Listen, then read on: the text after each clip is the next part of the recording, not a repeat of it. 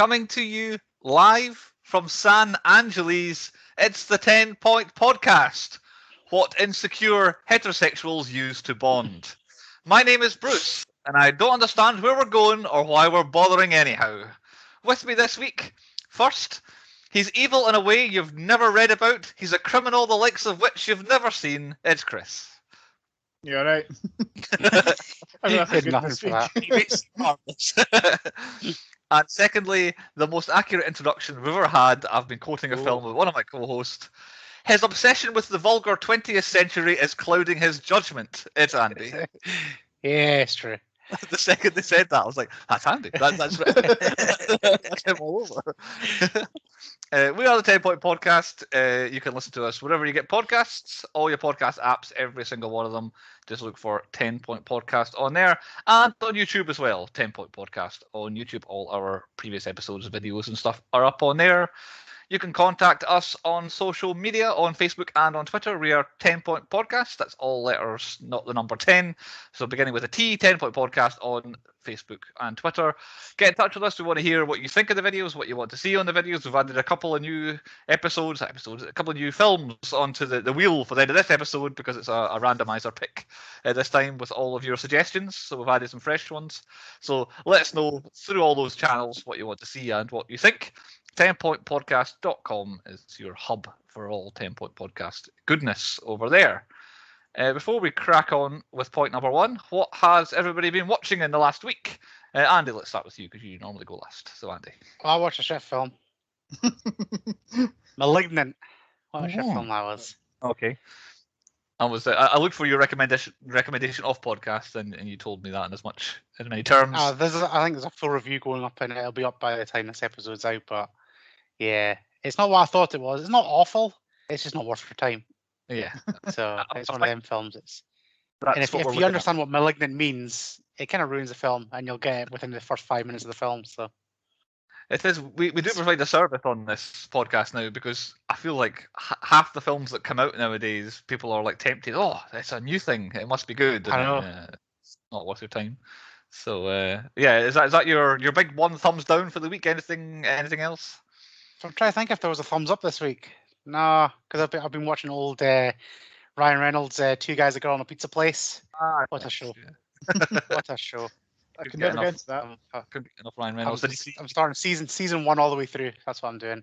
See, Ryan Reynolds has managed to get his team into FIFA for next season and did a little video about that. Ryan Reynolds, amazing. Yeah, it's the first time ever that a team that low in the British leagues has got into FIFA. So I wonder how they managed to do that. But yeah, they did a little video promoting the fact that his team's in it. So he's already making a difference down at Wrexham. Chris, what have you watched in the last week? Absolutely no films again. It's been a slow week for films, but I did watch the new Greg Davis TV series, The Cleaner. I've been watching that as well. That's good. Good, isn't it? I liked it. I've 3 episodes in. Oh, I wouldn't say anything else then, but yeah, it's good. I'll give it a watch, Bruce. Oh, there we go. Okay, I'll keep an eye out for that. I tried Man Down. Is that the one he did as well? Oh yeah, that's good as well. I just didn't take to that at all. Like I don't know. It wasn't. You won't like The Cleaner then. First episode, I thought I don't know. I'm not sure what this is really about. So I kind of better. Yeah, but so yeah. Anything else? No, that's it. Free tip for the 6 episodes in like a day. I've been doing films. I was looking for a specific kind of genre, and I thought, I'll tell you what, I want to watch Goldeneye. So I watched Goldeneye, and I thought it's one of the famously kind of popular Bonds is Goldeneye. Yep. I thought, oh crap, I've got the Blu-ray, stuck it in. Never had a film seemed like it was 10 years older than it actually was. Like now, I remember Goldeneye when it came out. I'm old enough to remember it coming out. I didn't see it. I was a bit young. But it now looks like an 80s film. Like it looks a lot older. Mm-hmm. Like films in the 90s, even that we've covered on here, are way beyond what Goldeneye was. And it's pretty iffy in the beginning. The Sean Bean's there at the start and all that stuff's good. And then it nosedives, but it gets better and better. It goes on. By the end, I was probably back into it. Oh my god, this is a great film and all that. But it gave me the Bond bug. And of course, the new Bond film is seemingly maybe Touchwood coming out soon. We've been here before, so I watched 2 now. Yeah, exactly. Yeah. So I then followed up with Tomorrow Never Dies, which is my Bond film. It was the one I did go and see in the cinema, and I like it. I like it better than Goldeneye. I really enjoyed that. And then I watched Casino Royale. as well, which is really good. I do like Daniel Craig ones. I know this is a point of contention with some people, but Daniel Craig ones are good. But Casino Royale it plummets off a cliff at the end. Like, it's really, really good until they're stuck with how do we write Vesper Lind out of this? We can't have him having a girlfriend going forward, so it collapses at the very end. But 3 enjoyable Bond films, I would say. I don't really go back beyond the 90s when it comes to Bond. I'm not a big kind of classic Bond guy. But there we go. I did 3 Bond films in the last week, looking for some action. Leading to Demolition Man, of course, which is point number 1 on the podcast, the point for the episode this week. The 1993 action sci-fi thriller Demolition Man, brought to us by Warner Brothers Pictures, that have done a lot of films for us before: Prestige, Edge of Tomorrow, Goonies, Batman Returns, Little Shop of Horrors, Rock and Roller, and then Silver Pictures, which are the main producers that we have not done before. The film, written by Peter M. Lenkov, Robert Renault, and Daniel Waters, all one way or another in terms of screenplays and stories. Not huge credits on their names. Lenkov did R.I.P.D., the kind of the futuristic film. Was that Ryan Reynolds? It's hit or miss. He's also the creator of the MacGyver and Magnum P.I. 2010 reboots of those. So that's things. Robert Renault did one other film, Action Jackson, not much else. But the writer, Daniel Waters, who wrote Demolition Man, did Heathers, Hudson Hawk, and Batman Returns, which we have covered before, Batman Returns. And that's pretty much it for him as well. His 2 biggest films seem to have been Batman Returns and Demolition Man. So not a lot of the way. Off the list. That's not my theme. Exactly. Writing credits not so good. Directed by Marco Brambilla. His first big film was Demolition Man, and followed it up with not a hell of a lot. Excess Baggage. He did half of the episodes of Dinotopia, if that's that's a brilliant season. That. There you go. Love that. Destricted, and then most recently and most significantly, the music video for the song Power by Kanye West. Sticking out on these. But again, not a hell of a lot. Demolition Man, to me, seems to be the kind of the high point of what he did. Demolition Man stars as the Demolition Man Sylvester Stallone. We've covered before in Judge Dredd, so I don't need to go into too much depth on him, but from the Rocky/Creed series and the Rambos and all that, and most recently in The Suicide Squad playing King Shark, which I saw in the last few weeks. And Andy did as well. Co-starring with Sylvester Stallone is Wesley Snipes, the most frequent appearer on the 10 Point Podcast. That would come up later on. 3 films before. Other film, New Jack City, White Men Can't Jump, and Coming to America. And I actually remember, despite the fact it's been sitting next to me since I sat down, I've had this for weeks now, but this podcast has led me to feed my addiction, and I saw a Blade. What's it? The 2021 Summer Convention Limited Edition Blade, and I thought, that's a wee Blade, a Blade Funko Pop now that hangs around. But yeah, I've had that for weeks. So I thought, right, Wesley Snipes, I'm taking it to where the podcast, sitting it there. So yeah, we covered him before. So our new star, Sandra Bullock, in what seems to have been her breakout role. I couldn't find anything too massive before this, but Demolition Man was her major credit in the early days. Followed up with Speed and Speed 2 Cruise Control, a classic sequel. Then Miss Congeniality and a film I'd never heard of, Miss Congeniality 2 Armed and Fabulous, which is the sequel to. And then The Proposal, and more recently she got into kind of proper acting and did The Blind Side and Gravity, which were kind of. Proposal's amazing. Oscar baits. I've never seen Proposal once again. It's Ryan Reynolds again. The man just keeps coming up, doesn't he? Ryan Reynolds. So she was our main star we've not done before in this film. Demolition Man, budget $57 million back in 1992, I guess, when it was probably being filmed. Opening weekend in the US, $14 million, and its final US gross was $1 million more than its budget at $58 million. Had to do some digging around the internet to find it's worldwide. Apparently did $101 million overseas, so $159 million was its final worldwide gross, so it probably turned a profit in the end, but not massively. Released 8th of October 1999 means it was eligible for 1994 awards season. At the 1994 MTV Movie Awards, it was nominated for 1 award. Nominated for Best Villain, Wesley Snipes, but he lost to Alicia Silverstone in The Crush, which is a film I've never heard of before. Never heard of that either. It's not famous for being a villain. I forgot she existed, to be honest. There you go. Also, The 1994 Razzie Awards, Demolition Man picked up a nomination, nominated for Worst Supporting Actress, Sandra Bullock. Bullshit. She lost to Faye Dunaway in The Temp. Again, another film I've heard of. One nomination at both of those for the film, but neither of them won or lost, depending how you look at it. There were 5 other nominations for the film. 1 for Best Science Fiction Film, 1 for Best Costumes, 2 for Special and Visual Effects, and 1 for Best Sound Editing in a Feature Film, brackets, music. None of them won, so it only ever got its 7 nominations for awards, but no wins. It did win an award, but it's one of them, you were successful at the box office in a country awards, so they don't really count. So yeah, not panned, but also not exactly critically approved, as it were. Synopsis of Demolition Man, brought to us by RCS0411. I don't know if it was. Tony. It might be a droid or something who wrote this. And he has written, in the late 20th century, Simon Phoenix is a psychotic criminal who is extremely elusive. He took some people hostage. John Spartan is a cop who is known as the Demolition Man because he demolishes property to get to his man. Oh, really? Okay. When Spartan thinks the hostages are dead, he goes after Phoenix, blowing up the building he was in. But when he turns Phoenix in, traces of the hostages are found, and it's believed that they could have been alive. Spartan says they were already dead, but Phoenix says they were alive. Spartan may be charged and found guilty and sentenced to a this kind of podcast. Phoenix. 36 years later, Phoenix is released for his parole hearing, but he escapes and goes on rampage.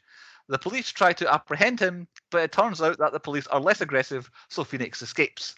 So when it is discovered that Spartan was the one who caught Phoenix, he is released and tasked with finding him. But Phoenix is now stronger than he was 36 years ago. Spartan wants as soon as possible. End of synopsis. Okay, yeah, that's a He went into proper detail, that guy. Sound like a bot wrote that. But yeah, RCS0411, thank you very much. Who picked the film? It was Andy. Andy, why did you select Demolition Man? Because I could say it fits my theme, and I've not seen this in absolute ages, and I feel like it's got a lot of talking points in this film. Yeah, it's got one major talking point coming up later. I had never seen it at all, and having watched it, how did you get through life without seeing this film? So this is, I was completely I was brand new eyes on this film. I did not know what it was going in, and then was surprised what it was once I got in. What about you, Chris? Have you seen it before? I've seen it loads of times. I've got it in DVD. There you go. Part of Chris's A to Z. On to point 2. Hey. Point 2 is the high points. What we thought the best bits and things about Demolition Man were. Andy, why don't you lead off with a couple of what your early high points were? Right. From a slow start last week of just a chain gang singing to action sequence, and pretty much the film wraps up within the first 5 minutes. That's what you want from a film. Just bam, find your bad guy, end of. That's how you start. Demolish the big building. He's done. That's it. We're over. So yeah, first 5 minutes of this film, that's an opener. Yeah, it did. I agree. However, it had opening credits for ages. That was one over the top of just naked Sylvester. Well, on the one hand, yes, that happened. On the other hand, the words were just filling the screen, so you could actually see what was happening. So it was like neither one nor the other. It was like either Sylvester's very comfortable and showing himself off, or they're blocking off what he was trying to do. Just the black. Well, Chantel was pretty sure that she's seen a sneaky ball sack. Okay. Yeah, it's fairly obvious. I didn't have a magnifying glass out or anything like that. But, yeah, I did think it was kind of counterproductive to actually have a scene going on, but cover like the entire screen with the credits as it was going. Chris, have you got any early high points? Yeah, pretty much. Well, after they came out of the cryostasis and you see them in the police station, how I don't know, like ahead of the time it was there, how people would rather not speak to an actual person and would rather speak to an automated assistant. Very relatable immediately. Yeah. Like this film hit the mark on everything like this. Oh, it was like, well ahead of its time. You see most of these, like, okay, there was a bit of a dodgy bit at the start where it was like 1996 and Ellie was fucked. I don't remember that happening. I was young. It might have. However, we've still got 20 years for like whatever happened in Demolition Man to be true, and We've got automated cars. Pretty much looks bang on what we've got now. Yeah. The police force are getting less powers because they can't do anything now. That's happening. And we're not allowed to touch each other now either, so we have to come with new greetings. So I'll just duck it away for a wee second. yeah, There you go. we're there. Like This film is predicted more than any other film I think ever. conference video calling as well. Yeah. Like the conference room where everyone's on a screen instead of a person. That's literally still happening nowadays. Yeah. We're doing that right now. The worries about exchanging bodily fluids as well. It's like even that. It's like every 10 minutes in the film is another thing. Oh, that happened. Even it's not quite nailed on yet, but even the way they kind of talk stupidly is kind of like how we're getting now as well with like text speak and internet speak and memeing and all that sort of stuff. Yeah. We're starting to talk weirdly as well. The other one was that at one point someone said TikTok, and I thought, is that another sneaky reference to something in the future? Oh yeah, but I missed that. It was not TikTok. Yeah, it wasn't about like say what TikTok is, but it said TikTok, and I was like, because it was part of the language, so it probably meant like a clock or time or something like that. Yeah. TikTok. So, but yeah, the whole way through the film is things that are even like 2 years ago, it wouldn't have made as much sense. But just like in the film, just something has happened in the actual world that means all this is now necessary. So hopefully there's no earthquakes coming. I just realised I've actually missed my first high point, which was immediately at the whole start of the film. It was a great scene, like Andy says, all action. But just the idea of someone bungee jumping out of a helicopter and then just shouting your enemy's name. He just goes, Phoenix! As he just out of the helicopter. As if he's warning, I'm coming to get you. I was going to put that in my best plan nomination because bungee jumping out of a plane, just amazing. Oh, actually, I skipped past one of my other high points as well. So the little kid with the news reporter, where she just turns around and goes, "Fuck you, lady," on the price. Just absolutely amazing. Yeah. Again, that's even like the way they kind of share little video clips and all this stuff, and the even video calling back in 1993 or whatever, that would be not existent at all, and it's spookily similar to what we do have nowadays. Chris, any other early high points? Yeah, pretty much the scene behind you. Like, he's been in cryostasis for 36 years, and 5 bits of paper are supposed to like hold back a monster dump. I don't think so. It's just funny though. He just starts like swearing at a thing just to get 5 bits of paper. At first I thought he's on the wind up here, and then he explains why he was doing it. I was like, that's actually very smart, very good, very good, Mr. Spartan.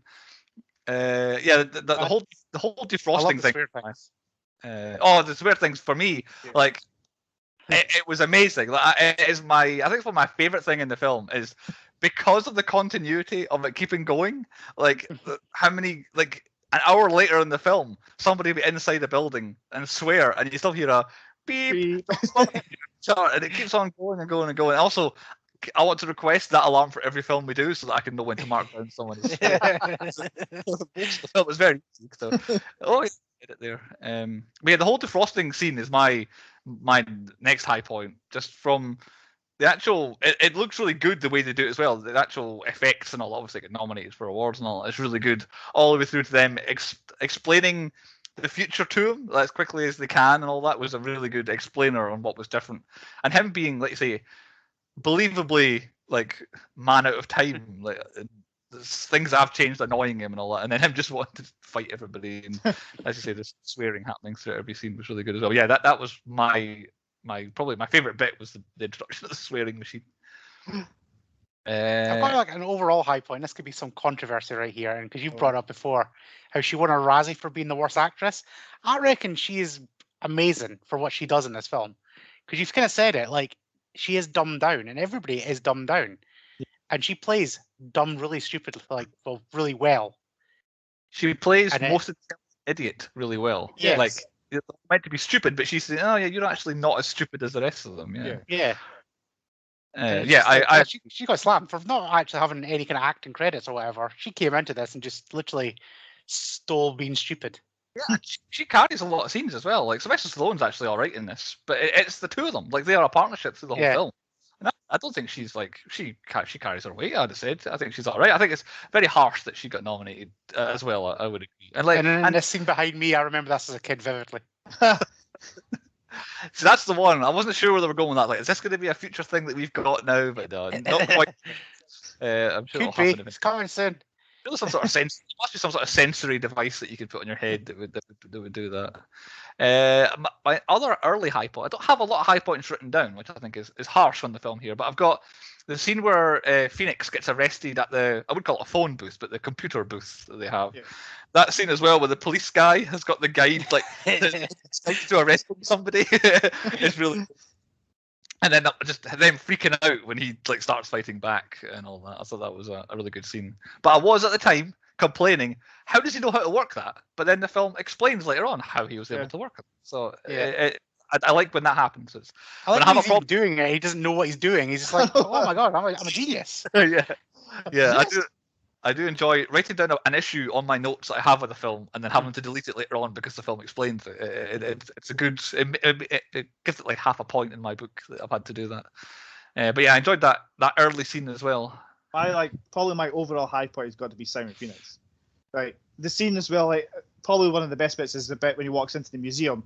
And he just walks past this guy, slams him into the wall, and goes, "Oh, sorry, I didn't see you there." Oh, I love his casual racism as well when he does it past them as well. I mean, it's very casual, yeah.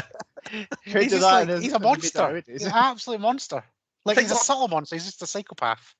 That's the thing I thought, because obviously it's well documented on the podcast that I love a good bad guy, but almost immediately, you see the first scene, which we're talking about, is great and all that, and I'm like, oh, here we go, Wesley's going to be my guy here. And then the next scene essentially has his rap sheet, and then he has 4 different rapes on his rap sheet, and I'm like, okay, maybe I might step back a little bit supporting this bad guy a little bit. It's like, okay, I can, murders and all that are kind of funny and stuff, but yeah, there's some bits that are not so good. So yeah, I always had that, actually he is a bad guy, and then the racism gets a chuckle out of you, but you're still like, that's unnecessary. Exactly. Just what the heck? So it's I was like, okay, you are a villain. You're not a lovable. It's not going to turn out that you're on the same side as Sylvester Stallone at the end here. But yeah, he's energetic because we've slagged him for the Blade films, Wesley Snipes. So when we do get him in films where he shows a bundle of energy, it's always good. What I never noticed until I watched it this time was his name when he swears and it goes beep, you've been fined. It never says Simon Phoenix because, like I said, he hasn't been low-jacked. Yeah. I never noticed that before, now it's all coming back. Yeah, there's times. Yeah, why? I think there's. Do you not? Chris has blown my mind. It does. It goes beep, John Spartan, you've been fined, whatever, and it never says his name. And also, it doesn't say it for the underground people as well. Yeah. And it doesn't say it when they're underground, obviously, because they're not in the upstairs. But yeah, that is true. That's body dab. That's because I'm writing down anytime someone swears. Again, I've got my notes in a great order here. One of my favorite things about Sandra Bullock is her wrong 90s sayings. Yeah. They're always innuendos as well. Yeah, I would say 95% of them are an innuendo one way or another. But yeah, what was the one? The one where she said shovel instead of shove, and then there's a new shepherd in town and all this sort of stuff as well. There's one, let's go and blow him. Yeah. And let's go blow him. One before that. There's a really good one, but I can't remember what it was. Yeah, there are. I don't have any written down either. But yeah, she's a good comic sidekick. I think. Like you say, definitely been harshly done. And I think that's it for high points for me. All I've got is just the big list of my big exclamation point. Successfully predicting the future is what I've got as my last. I that's because I found myself enjoying watching, and a lot of the scenes are just telling the story, what's happening. It's not necessarily highs and lows as they go through it. So I have run out of high points. So carry on, Andy, if you've got some. I'm pretty much the same. There's nothing else that really excites me. Mine are really high points. I've just picked bits out that I thought were good. Like the ambience music is the guy singing Jolly Green Giant. Taco Bell. Well, what version did you just watch? Did you watch Pizza Hut or Taco Bell? Well, Pizza Hut. Finished with low point. Are you finished with high points, Chris? I can see. Right. Yes. Right. I'm gonna put this. I'm putting this in high points because this is amazingly done badly. It is my favorite goof of any film ever, and it's like the Americans watching that won't have a fucking clue what we're talking about the next 2 minutes because they got Taco Bell, and quite clearly visually we got Taco Bell as well. I have the Taco Bell. This is the first time I've ever seen it be anything other than Taco Bell. Right. And I watched it. I was like, "Why? What? It's not Pizza Hut. It's Taco Bell. It's always been Taco Bell. What have you done to me?" So yeah, I've never seen it before at all. So this is my first time. I didn't know what was coming. And then the first scene where the restaurant wins the Great Restaurant Wars or something like that. Yep. He says Taco Bell. Now my lip reading was bad. I could not work out in 2 or 3 scenes. I was like, what is he saying? But it just goes like, oh yeah, let's go down to Pizza Hut. And then and I was like, what? Did they get a sponsorship in the middle of filming? Why is it so bad? And it keeps on happening. Pizza Hut out of nowhere. It doesn't sound like it's even in the same room. So I had it in low points. It would never have bothered me so much if it just happened once. If it was just we're going to Pizza Hut, but no, they just kept doing it. Oh, I want some pizza. The fact is, they walk into a Taco Bell. There's a Taco Bell sign on the fucking windows. Like when they walk into that restaurant. Yeah, and when they walk into that restaurant, it's quite clearly there's about 4 Taco Bell logos all along the window. Then they're sitting eating in the restaurant, and they're quite literally eating mini tacos with a Taco Bell sign behind them. Because at the door on that when they leave is Pizza Hut. Like it's like Pizza Hut. So I was like, all right. So why is it like this? They've made a set. I spoiled myself in my research, finding out that that's because is it just the US and UK ones that are different? We did not have Taco Bells in the 1990s in the UK. I genuinely thought they'd made up Taco Bell just for this film. I didn't realize it existed. So I've only ever seen it as Taco Bell, so I must have got. I don't know if it's the Mandela effect, but I'm pretty sure I've watched this on Channel 4 and he said Burger King. So I don't know. I'm 99% sure I've seen Burger King in this bad boy as well. I thought that was my best guess for what he was actually saying underneath the Pizza Hut. I thought it was Burger King. I was like, no, Taco Bell. But yeah, I had it in a low point, but it's still there. But I'm taking it out because it's quite a smart idea because like Chris, like youngsters like Chris was like, oh, what is this? A magical Taco Bell place? Yeah, I never knew what it was. Not worth selling it to Taco Bell because they don't need the exposure in the UK. So my first low points. That was my first low point, which is gone now. My first low point really is the Chief, though. I thought the character of the Chief, he had to approve John Spartan getting defrozen, and then just absolutely just cuts the entire time. It caused me that much trouble. Oh, you should go back in. I want to rearrest you and send you back. You must have approved this at some point. Get off the guy's back. And of course, he was the warden in Shawshank Redemption, who Andy Dufresne gets on the wrong side of. So immediately, I'm like, you're already a villain, and I hate you. This recognition. But yeah, the Chief guy. Normally, the Chief's a funny kind of character, but he just did my head in because he's the whole way through complaining about John Spartan, who he approved the release of. Who's got a look? My other one's similar. There you go. Which is the governor dude or whatever he's called. Oh, yes. His name I've got down. Raymond Cocktail. Yeah, that's him. Yeah, Cocktail. Yeah. But yeah, like him and his little lackey from Beetlejuice. Who it was quite fun. I liked them walking around in these little wooden shoes and stuff like that. But straight away, it's just like you were the one behind this. You want rid of the underground scrap people, and yeah, just straight away, just shit. Yeah, the politician is nearly always the villain. Yeah. I hate a story like that. Just give me a bad guy as a bad guy. Don't be a slimy little weasel dude. It is good that there's more than one villain though. Like it isn't just Wesley Snipes. And then again, it gets explained why he was released and all that sort of stuff as well. Very good. Chris, any low points? Controversially, the sex scene. Not the fact that it doesn't actually happen. It's like all the flashing and the zooming in and out and like the flashing was bad. Yeah, and you're just kind of like, oh, what the fuck is going on? And it's really hard to pause at the right time. Oh yeah, like this is I'm going to lower the thing over here. Like, how does it actually finish? The machine does the guy like he's just in his head and goes, oh shit, I just spooged. She had it with her. Well, yeah. Or does he just like finish in his head? He's like, okay, I'm done. That's it. I've got nothing. I didn't build it. I don't know. I don't know. He's presented with a towel. Yeah, you're not even mentioning it. That does okay. Yeah, actually, that's what's going to happen. Yeah, so I think that's the giveaway. But yeah, I think the photosensitive epilepsy warning would be nowadays. I think. Out of nowhere. Of course, I'm still trying to work out what's happening. Really, I don't really. Imagine that in the cinema. Fucking hell, that'd be mental. Imagine it one of them 4DX ones where you could you get it Get right to Sandra Bullock at the same time and get an epileptic fit.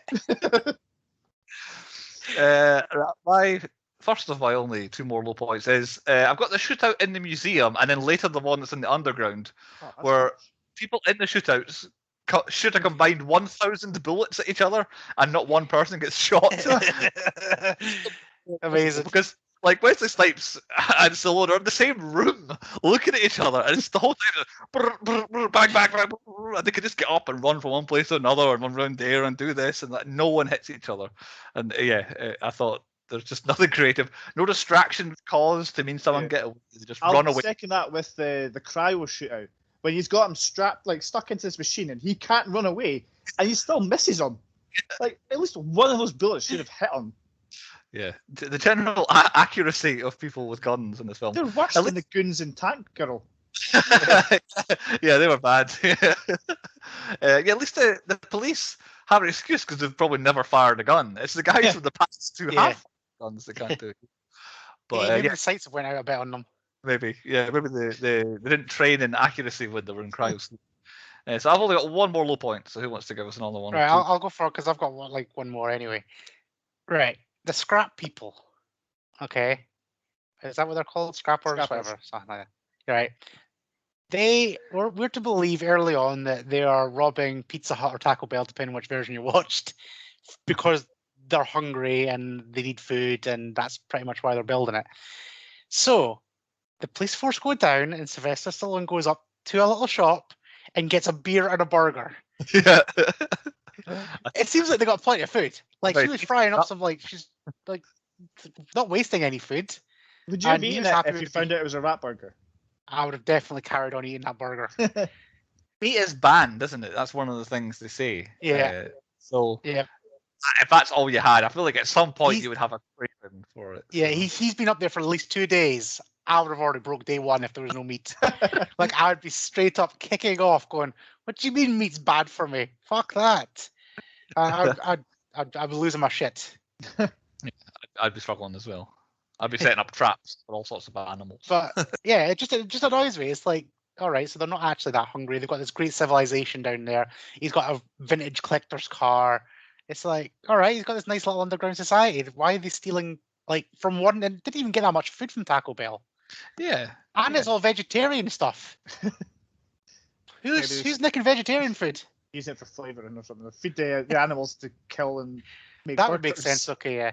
It had dawned on me that obviously I thought it was just Pizza Hut at the time. It's like, would I go if Pizza Hut is the only restaurant around? Would I go knowing that I couldn't have like any meat on? There's always vegetarian pizzas, and I'm like, I'm not sure if it's worth it at that point. Like, do we know is cheese banned? I don't know. Was cheese still be allowed? Because cheese is bad for you because it's fattening, isn't it? Yeah, it's bad for you. It's got to be banned, isn't it, surely. yeah, So what is that, like a tomatoey base? with just some plants thrown on it one way or another, vegetables and stuff. But yeah, not the best. Chris, you got any low points? It's not really a low point, but the 3 seashells. How the fuck do they work? It's never explained. Well, I believe Andy once showed me an illustration of how they. Before I saw the film, I knew about this seashells thing. You say. But yeah, I don't know if you still remember the concept behind it, Andy. Yeah, there's a couple of ways you could use the 3 seashells. So you can either get 2 of them and you pinch it off if it doesn't come off. So you pinch, and then your last one's to scoop it.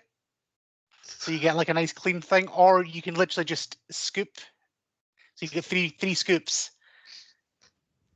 And I'll find it and send you a Chris. Do we dispose of it in the same fashion as we would toilet paper? Do you flush the shells or do you wash I reckon them? you wash them. I reckon you wash them. Oh, I wouldn't Yeah. It's tobacco, like that's why you don't shake hands anymore. Covered in shitty hands. Yeah, exactly. Yeah. You go into some public toilets and they've left the toilet in such a bad state that I would not trust any of the people to wash something that I am then going to use. I don't think I could survive in this. If you just desperately walk in and be like, oh shit, there's a shitty shell. I'll hold it in. I would definitely take my own shells with me. Oh yeah, carrier shells definitely. Yeah. That you sent it through to That's how you use the 3 seashells. There's Chris for me. Just Google it, everybody, so you can know how to use the 3 seashells. Because they don't feature in the film. We never see the seashells, do we? No. Right, Well, so you just it's see them like- on set on the shelf, but that's it. Right, you do see it because I saw photographs of them, but I was like, I don't remember seeing that. So maybe I was writing notes. The very end scene.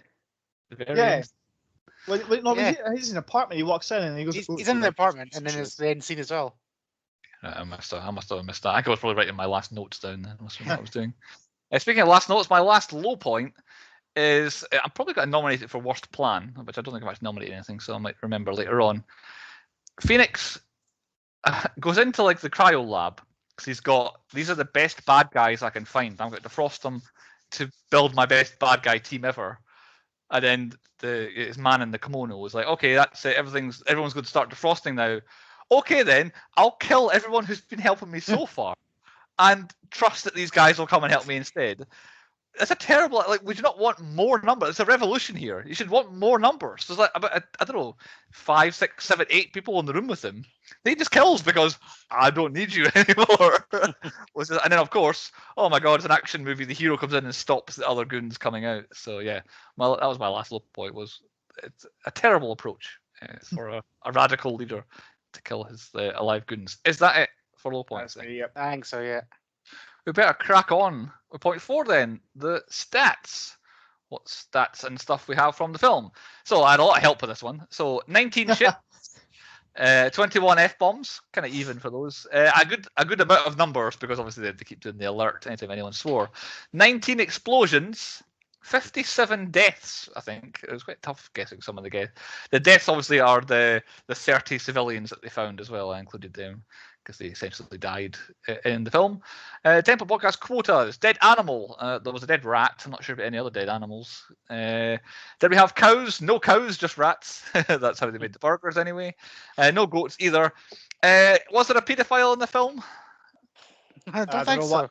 Was he a pedo in his rap sheet? I don't think so. That's one. I think there was no confirmation of him being a paedophile on his rap sheet. So I think, and of course, in the future, everyone wouldn't be because it's like a kind of utopian society, and there's no children, of course. Yeah. Where did I get to? The devil don't think appeared in the film either. I thought I'll count demolitions because he is a demolition man. Of course, going into the film, I didn't know who the demolition man was. I had to find that out in the film. So I found out it's Sylvester Stallone. I think he demolished 4 buildings in the film. All he demolished. Not bad. Oh, not a bad record, I suppose, for 2 days' work. Yeah, exactly. Yeah. And then did they say the thing? Did they say Demolition Man? Yeah, quite a few times, like 6 or something. I think it's 4, but yeah, about 2 minutes into the film, straight away we had a trailer worthy. You're the Demolition Man. Like, there we go. Sorted. Any stats from Demolition Man? Yeah, one for all the ladies. If you and the gents who like dicks, you can see a bit of slides, as has been previously mentioned. There's also some tittage, but I'd be very surprised if it was Sandra Bullock's. Okay, so Thank you, Chris. I kind of like touched on your swearing one. I counted there was 26 buzzes of the machine. Okay. So some swearing wasn't picked up. Yeah, and I might have missed one, but I think Simon says 3 times. Oh, surely 4 than that. I thought it would be more, but no. Is that it? Okay, fair enough. Yeah, I didn't know that was a thing. I would have counted that had I known, but I didn't know that. Andy, have you got a most pornographic scene? Right, I've got a most pornographic scene, but then I'm going to move on to an old school one as well. So my favourite pornographic scene is just the idea of the future. I like this, except for the meat. I want to say the meat, yeah. But I'm loving it. I'm loving the vision of the future. Like, I'm okay for that. Go for that. However, let's take it back down a notch. You struggle with the swearing, Andy, in fairness. Yes. Like, the swearing, I don't know what would cause you more trouble. And then also, it's been talked about a lot. There's been a lot of shit, so it had to be returned. Yeah. But yeah, I think I would struggle in the future trying to wipe my arse with 3 seashells. I do have a question about this. So, John Spartan comes out of the lab. First time he's been to the toilet for however many years it was, and goes up, you've run out of toilet paper, and then blah, blah, blah. And then he goes back into the toilet again. He's wiping afterwards. Did he go for a shit before or after he got the bits of paper out of the machine? He is wiping afterwards, I reckon. He's got that face about him. That's why he's like, I was like, you hear him squeaking as you go past. Yeah. Keep his butt cheek together. Yeah, I thought it was a question that seemed to be raised to me. It's like, I need to... Imagine loads of people would have, like, how are you supposed to get in deep with a fucking seashell? There's be loads of people smelling their shit. Oh, I'd be howling. The future was stinking. Yeah. God. Right, we better crack on. Don't want to get bogged too much. So, point 5 on the 10-point podcast is the 10-point podcast quiz. Oh, we're stuck at this. I'm not sure what the score is, but I think Chris is maybe slightly in the lead. He's definitely. Yeah, definitely in the lead. Okay, then. So this is. I'm not sure. I almost say it was easy or hard. I'm not sure how this one is going to go. I didn't pay any attention. Right. I don't know if. I think it's who wants to go first. Who should I'll go first. Right, I'll go first. I'm not sure what's easy or what's hard here. So, I'm looking for the surname here, Andy. I'll go with the easy option. Surname. What was the name of the warden at the cryo prison? Oh, God. Chisholm. Okay, it's similar sort of sound. It was Smithers. I don't remember that because his name is like William Smithers. It sounds like Waylon Smithers. Yeah, exactly. Yeah, William Smithers. Yeah. So yeah, it made me laugh. So I had that as question number 1. Chris, your first question. What is the name of the video calling system that the authorities use? I don't know. Betty. It's called FiberOp. Is what it's called. They're I don't know what you call it. Oh yeah, there's naked lady there as well. Yeah, I forgot about that. Oh yeah, the one I accidentally. Which again, I'm not yeah. sure. When they don't actually have sex, I'm not sure why she was doing what she was doing. But anyway, never mind. So 0-0 still, despite the fact I've given both of you a point. Question 2 for Andy. What language does Phoenix speak in when he copies what Smithers says at his parole hearing? So Smithers is going, "You are Simon Phoenix," and he goes, blah, blah, blah, blah, copies what he's saying. What language is he talking? Aramaic. I mean, I had to identify. I don't think I would have identified Aramaic. It was Spanish. It was what he was copying him in. Chris, what is a code 187? Murder, death, kill. Murder, death, kill. MDK. That's the only one I knew because I thought you were going to say what code was murder, death, kill. I have heard that from other sources. I did not know it was a Demolition Man thing and an MDK murder, death, kill. So that made me excited when I saw that as well. So yes, Chris 1-0. Andy. Can you name me? Let's go 3 since you're losing. Can you name me 3 things that are listed to John Spartan as being illegal in the future? Meat. Meat, correct. Exchange of bodily fluids. So that was later on. So I'll give you another go. Like I wasn't listed to him when they gave the big list. But well, true. But I'll give you another go because there's a big list of stuff. That's all I really paid attention to because it was the 2 things that affected me. Chris, have you got any ideas listed to him? Well, salt's mentioned in the Taco Bell. It was later on as well. Yeah. Physical contact. Yep, physical contact's one. Right, I'll give you a list. You failed as well. Smoking, alcohol. Obviously. Smoking, alcohol, caffeine, contact sports, meat, bad language, chocolate, gasoline, uneducational toys, anything spicy. Anything spicy is one of the things that's banned. Again, I don't know why they have Taco Bell, anything spicy. And then both abortion and pregnancy without a license are the last 2 things that are listed. I'm taking my pornographic thing back. I forgot about that bad list. Can't do anything fun. Yep, you can't do anything at all in the future. So, still 1-0 to Chris. Chris to essentially win the quiz with this one here. Well, that's an easy one, I'm afraid. What skill did John Spartan learn when he was in cryosleep? Knitting. Learn knitting. That wins the quiz for Chris. So, last 2 questions. Where Phoenix reprogrammed Cocteau's lights. How do you make them go brighter and darker? Does anyone remember? Illuminate. And how do you make it go darker? Illuminate. Illuminate. Correct. So you got that one, Andy. And the last one.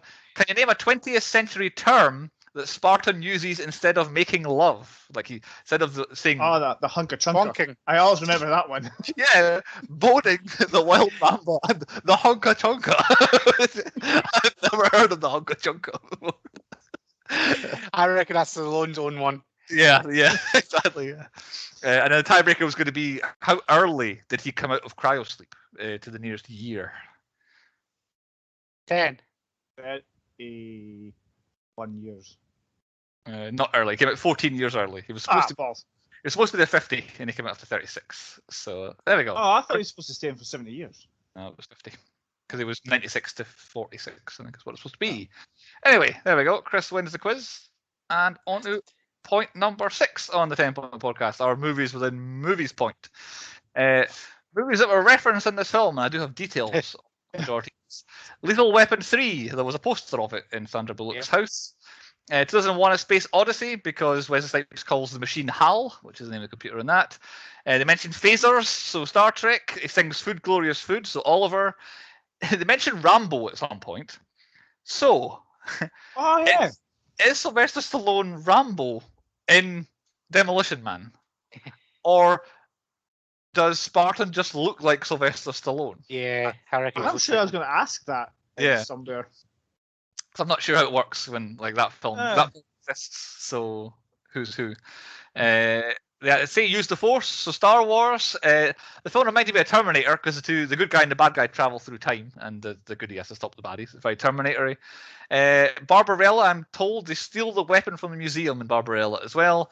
They mentioned Jackie Chan movies, and he originally wanted Jackie Chan to be the villain in this film to Sylvester Stallone, but Jackie Chan didn't want to be the villain. That's a trivia note that I found. So initially meant to be Jackie Chan.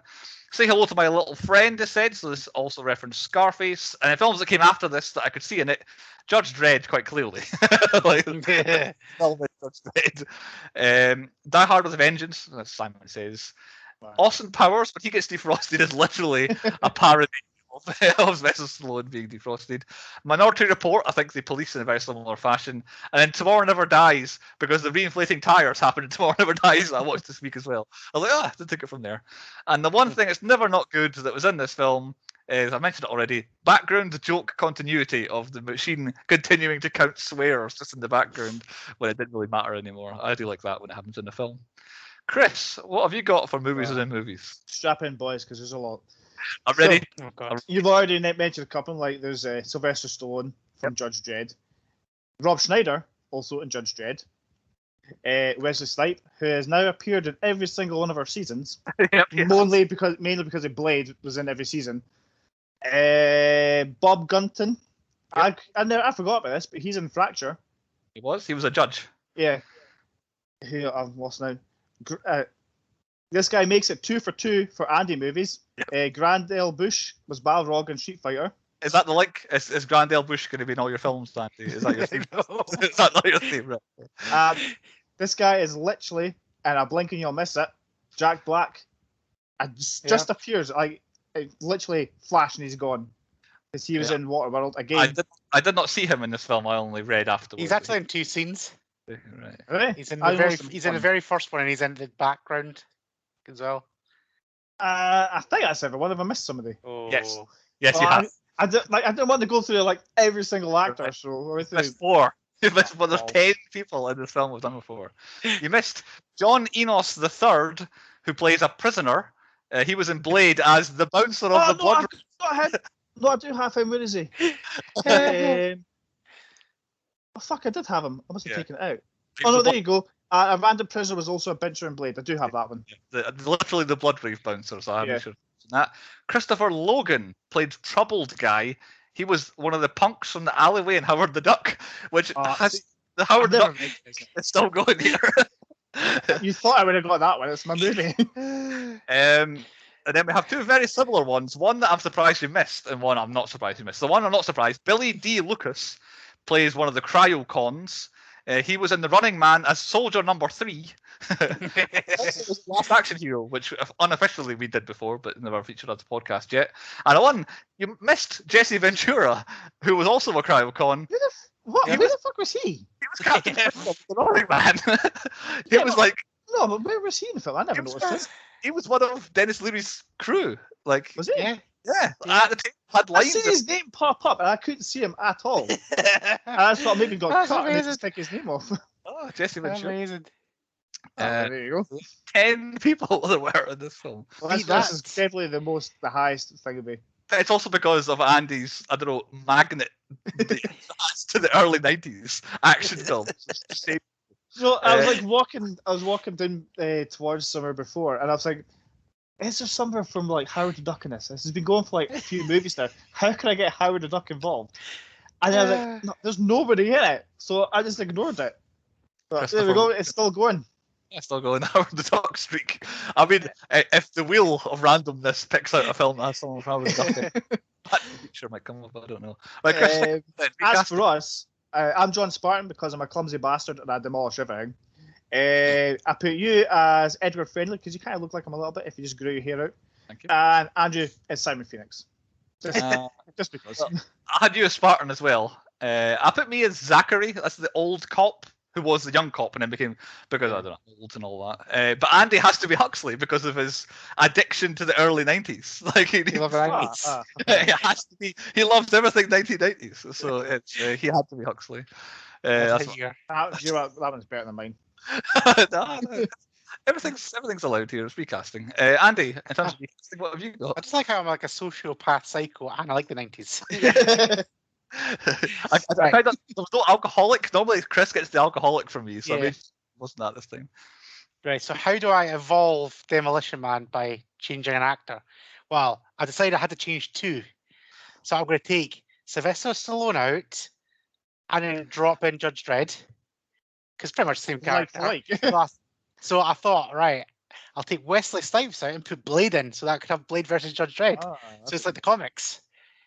I probably would like that better. I think Yeah. if Wesley Snipes was Blade, I think but there'd definitely be more of a hand-to-hand fight in it. I think. Ah, yeah. It'd be amazing.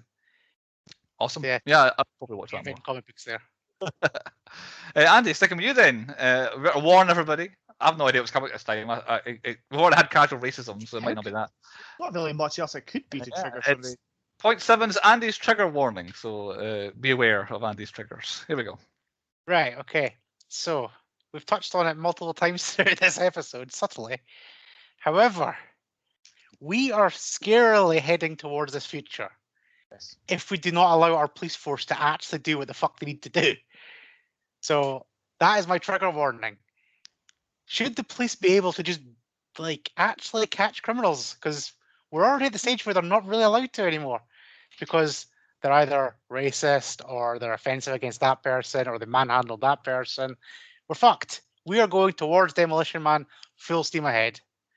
So what's a good example is this week the M25 protesters. Aye, They were there oh, for ages exactly. because they weren't allowed to move them.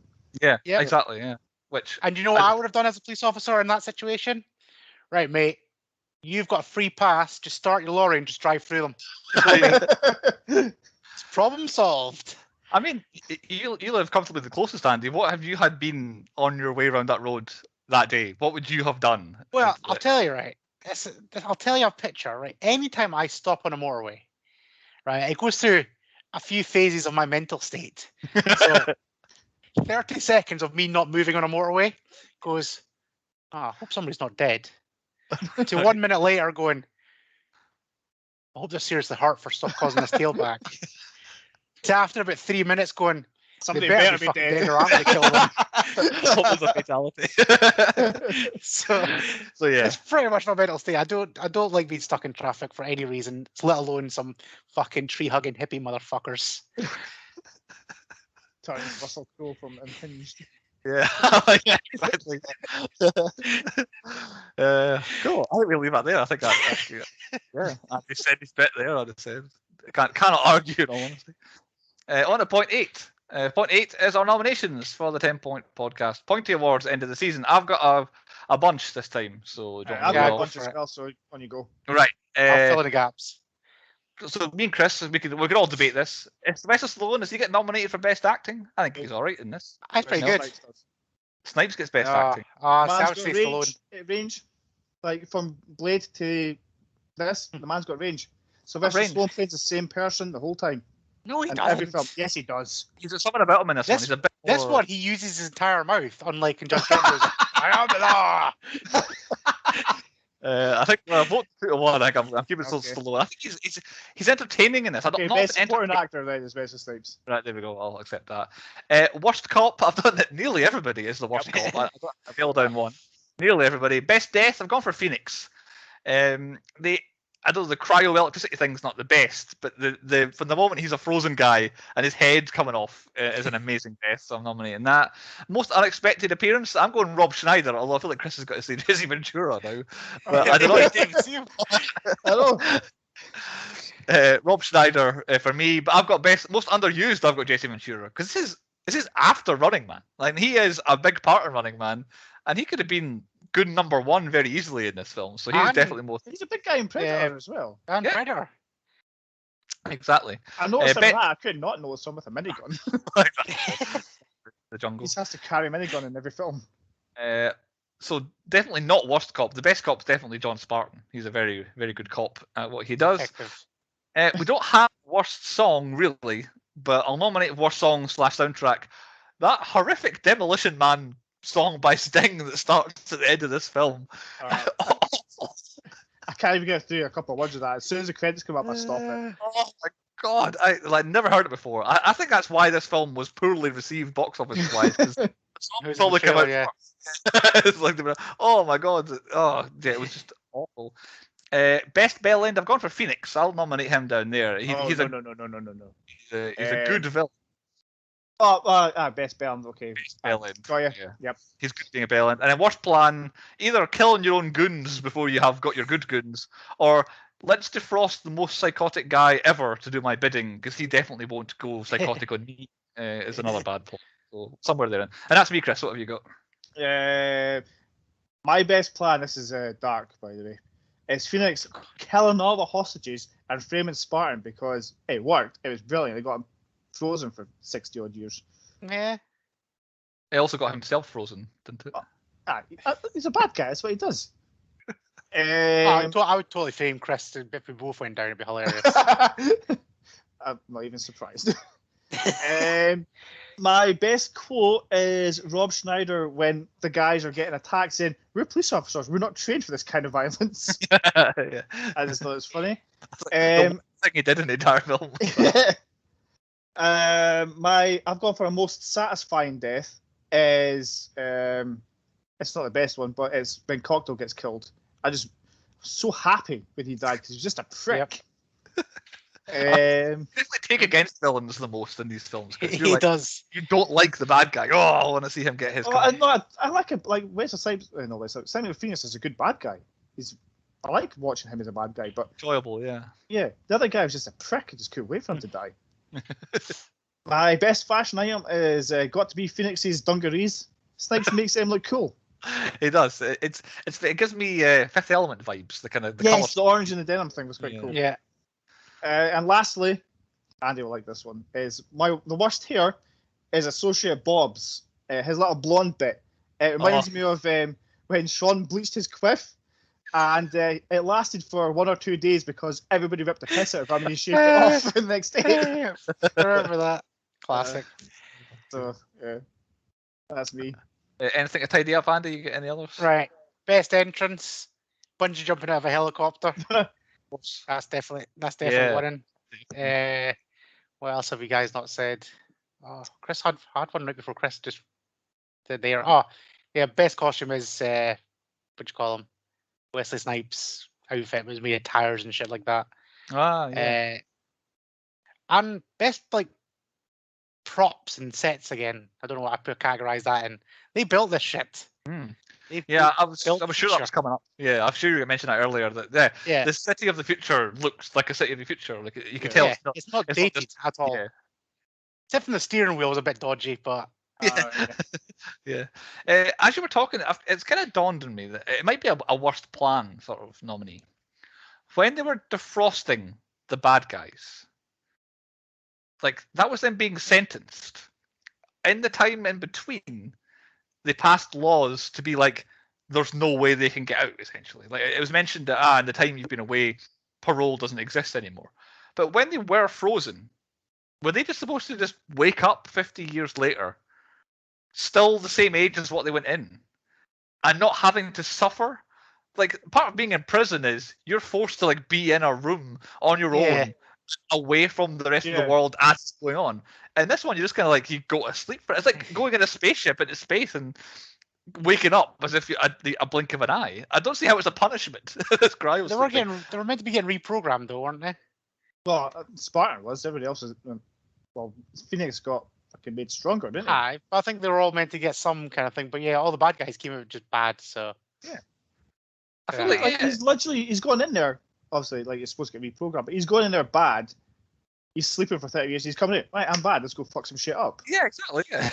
Yeah. Hasn't learned anything. Yeah. He's like, you've not served your time here at all. It's like you're just.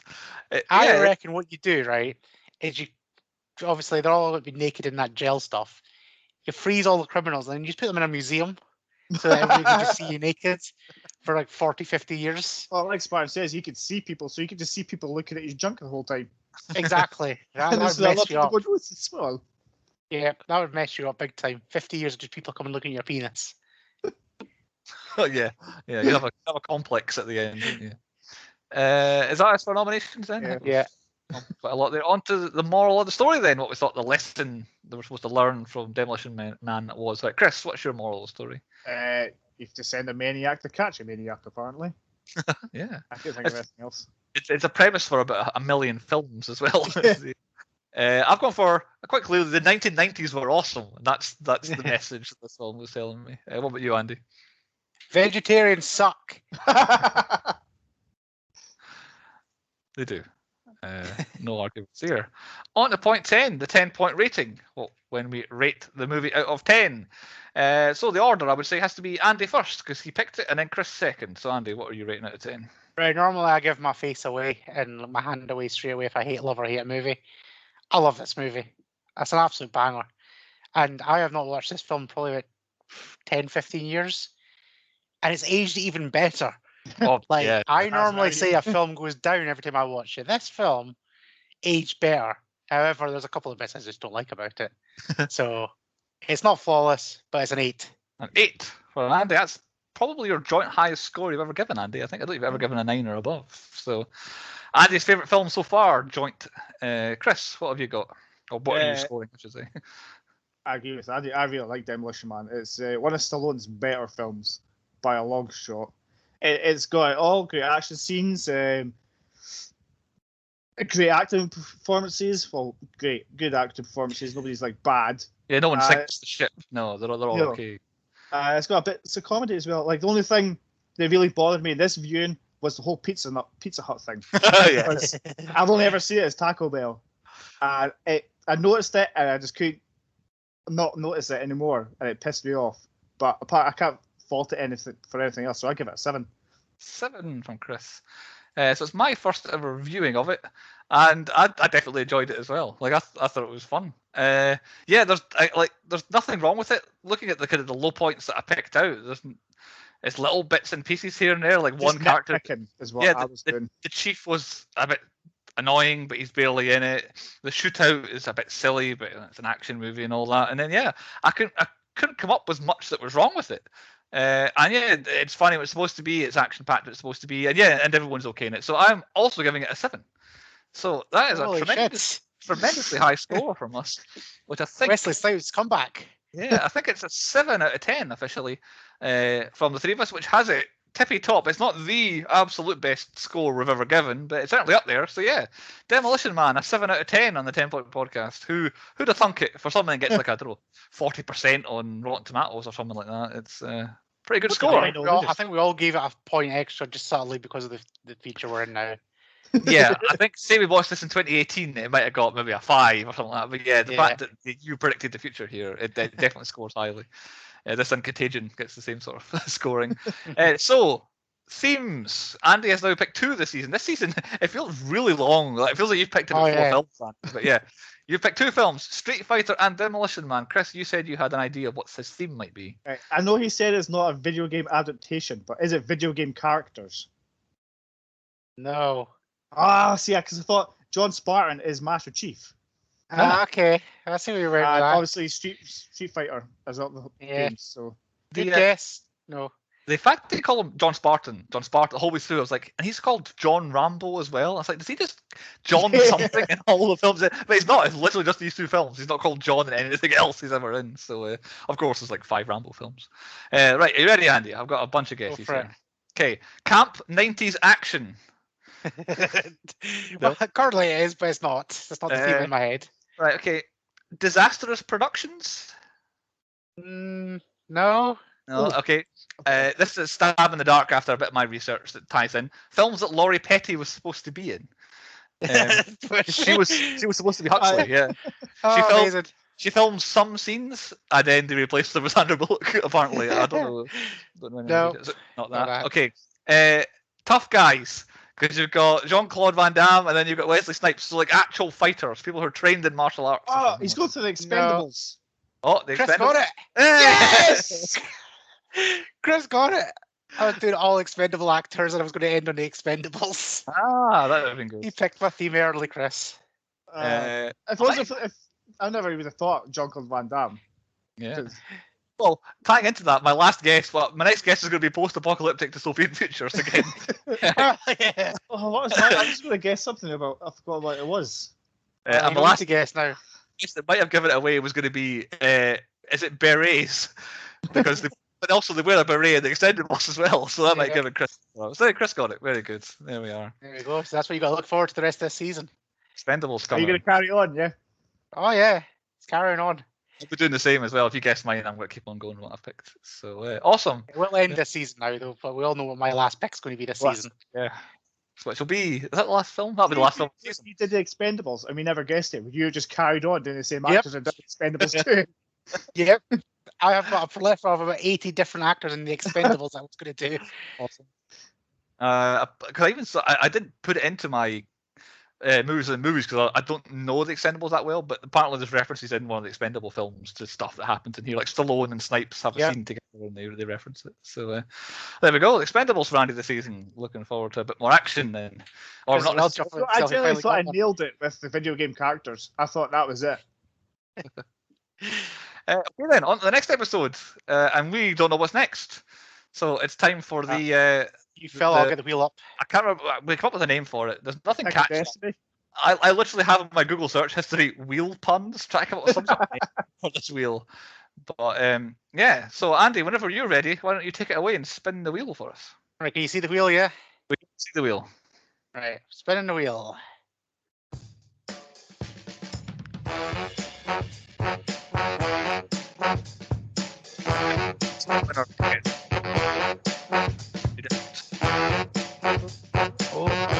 Oh. Hey! Forrest Gump is the winner on the wheel.